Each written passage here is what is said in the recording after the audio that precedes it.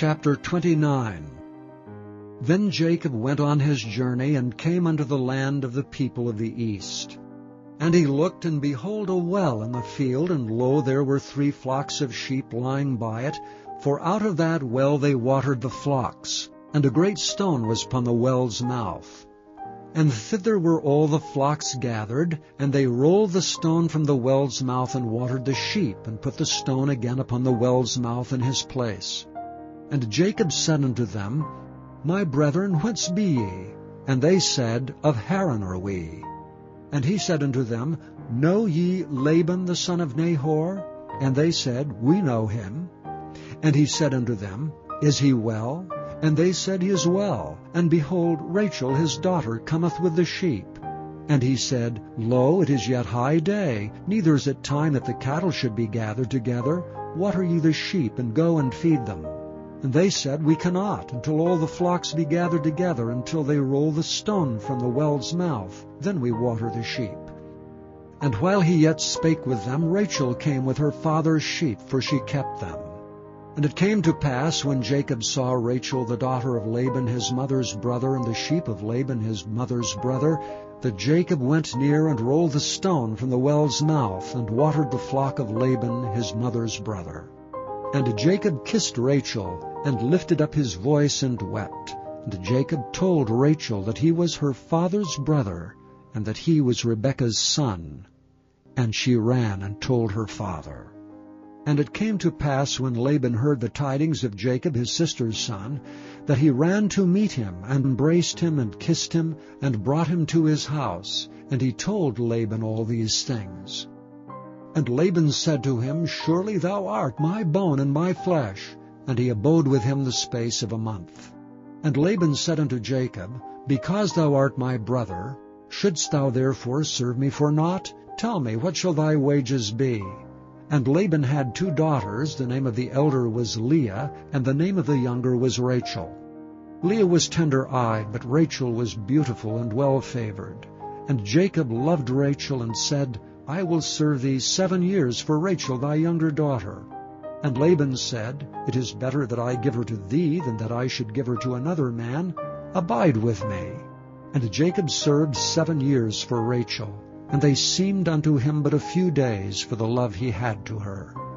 And Jacob said unto Laban, Give me my wife, for my days are fulfilled, that I may go in unto her. And Laban gathered together all the men of the place, and made a feast. And it came to pass in the evening that he took Leah his daughter, and brought her to him, and he went in unto her. And Laban gave unto his daughter Leah Zilpah his maid for an handmaid.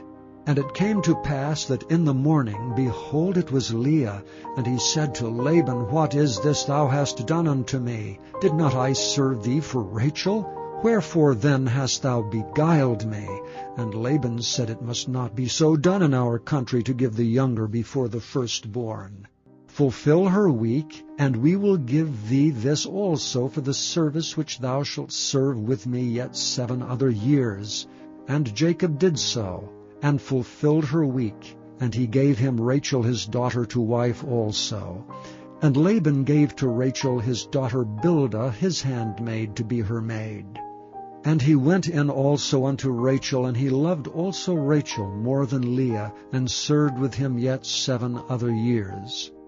And when the Lord saw that Leah was hated, he opened her womb, but Rachel was barren.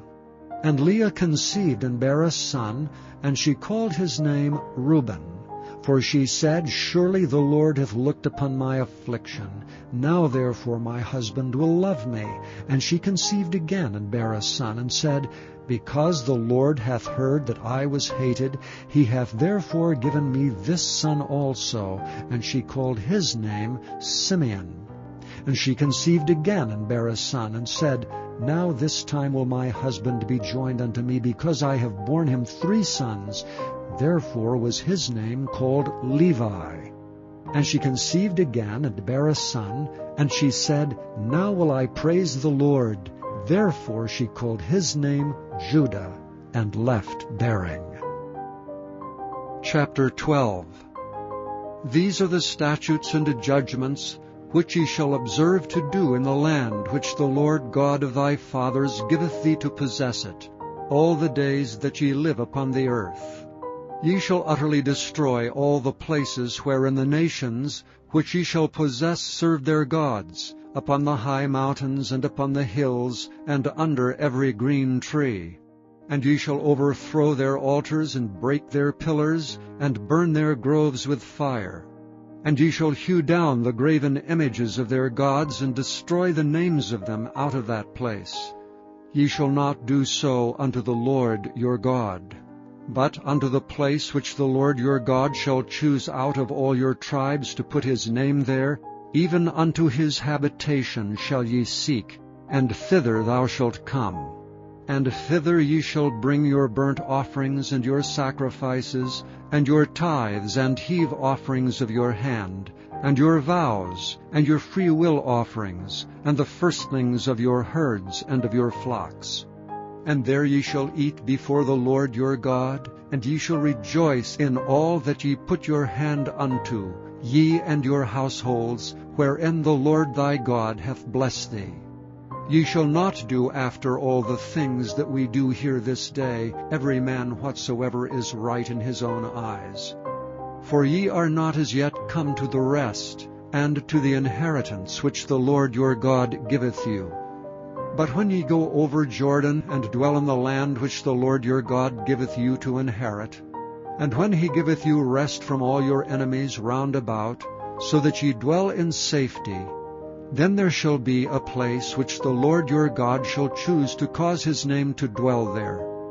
Thither shall ye bring all that I command you, your burnt offerings and your sacrifices, your tithes and the heave offering of your hand, and all your choice vows which ye vow unto the Lord. And ye shall rejoice before the Lord your God, ye and your sons and your daughters, and your men servants and your maid servants, and the Levite that is within your gates, forasmuch as he hath no part nor inheritance with you.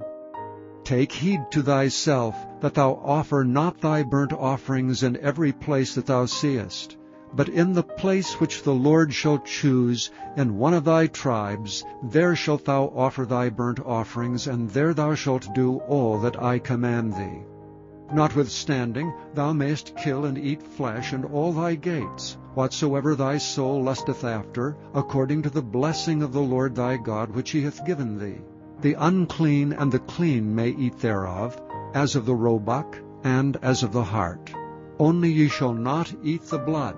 Ye shall pour it upon the earth as water. Thou mayest not eat within thy gates the tithe of thy corn, or of thy wine, or of thy oil, or the firstlings of thy herds, or of thy flock, nor any of thy vows which thou vowest, nor thy freewill offerings, or heave offering of thine hand. But thou must eat them before the Lord thy God in the place which the Lord thy God shall choose, thou and thy son, and thy daughter, and thy manservant, and thy maidservant, and the Levite that is within thy gates, and thou shalt rejoice before the Lord thy God in all that thou puttest thine hands unto. Take heed to thyself, that thou forsake not the Levite, as long as thou livest upon the earth. When the Lord thy God shall enlarge thy border, as he hath promised thee, and thou shalt say, I will eat flesh, because thy soul longeth to eat flesh, thou mayest eat flesh, whatsoever thy soul lusteth after. If the place which the Lord thy God hath chosen to put his name, there be too far from thee, then thou shalt kill of thy herd and of thy flock which the Lord hath given thee, as I have commanded thee, and thou shalt eat in thy gates whatsoever thy soul lusteth after. Even as the roebuck and the hart is eaten, so thou shalt eat them. The unclean and the clean shall eat of them alike. Only be sure that thou eat not the blood, for the blood is the life, and thou mayest not eat the life with the flesh. Thou shalt not eat it. Thou shalt pour it upon the earth as water.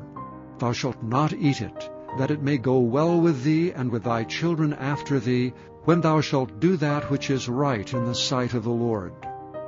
Only thy holy things which thou hast, and thy vows, thou shalt take and go unto the place which the Lord shall choose.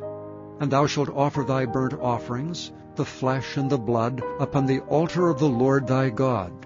And the blood of thy sacrifices shall be poured out upon the altar of the Lord thy God, and thou shalt eat the flesh. Observe and hear all these words which I command thee, that it may go well with thee, and with thy children after thee forever, when thou doest that which is good and right in the sight of the Lord thy God. When the Lord thy God shall cut off the nations from before thee, whither thou goest to possess them, and thou succeedest them and dwellest in their land, take heed to thyself that thou be not snared by following them, after that they be destroyed from before thee, and that thou inquire not after their gods, saying, How did these nations serve their gods?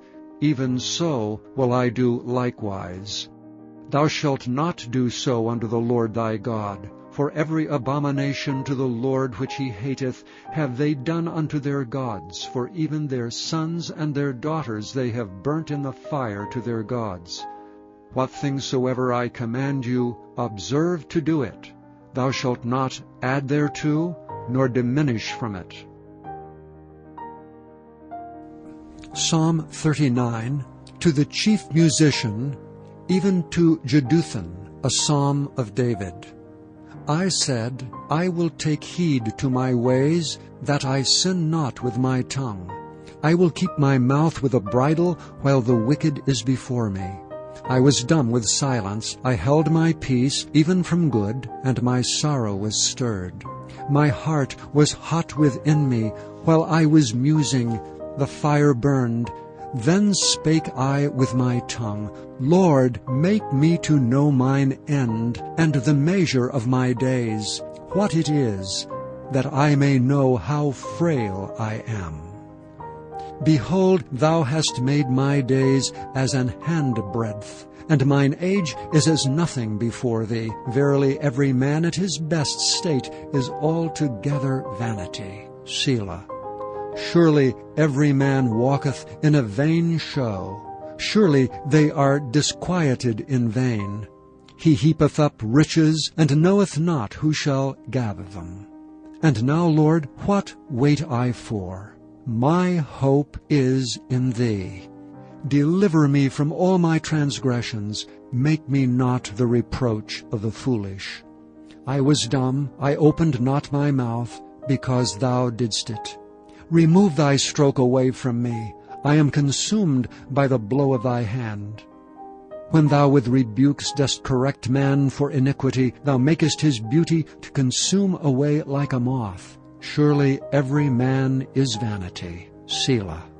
Hear my prayer, O Lord, and give ear unto my cry. Hold not thy peace at my tears, for I am a stranger with thee, and a sojourner as all my fathers were. O spare me, that I may recover strength, before I go hence and be no more.